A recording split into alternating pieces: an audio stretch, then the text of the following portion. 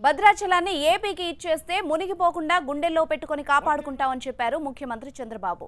పశ్చిమ గోదావరి జిల్లా నర్సాపూర్లో జరిగిన ఎన్నికల ప్రచార రోడ్ షోలో మాట్లాడారు ఆయన.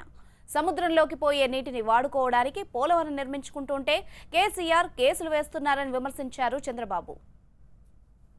సముద్రంలోకి పోయే నీళ్లు కట్టుకుంటే దానికి అబ్జెక్షన్ ఈయన పెత్తనం మనకు కావాలా, ఈయన పర్మిషన్ మనకు కావాలా. ఇప్పుడు అంటున్నాడు ఏదైతే భద్రాచలం మునిగిపోతుందని. ఎవరి తమలో భద్రాచలం మందవనా కాదా? మునిగిపోకుండా మేమే చూసుకుంటాం, మాకు ఇచ్చేసి భద్రాచలం నీకు ఇష్టం లేకపోతే. నేను చెప్పింది కరెక్ట్ అవునా కాదా?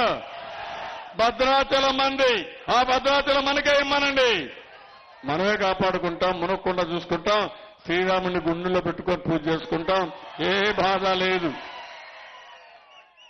ఇంకొక పక్కన నాగార్జున సాగర్ కూడా ఆయనకి ఇవ్వాలంట, శ్రీశైలం కూడా ఆయనకే ఇవ్వాలంట, రాయలసీమకు నీళ్లు ఇవ్వకూడదంట. ఏం తమ్ముళ్ళు, ఈ కోడికత్తి పార్టీకి సిగ్గుందా? కొంచెం రోషం ఉందా?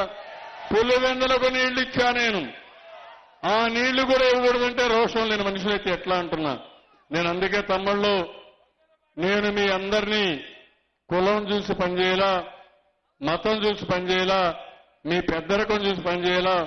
నేను పనిచేసింది మీ పేదరికం చూసి పనిచేశాను తప్ప, మీ కష్టాలు చూసి పనిచేశాను తప్ప ఇంకోటి కాదు.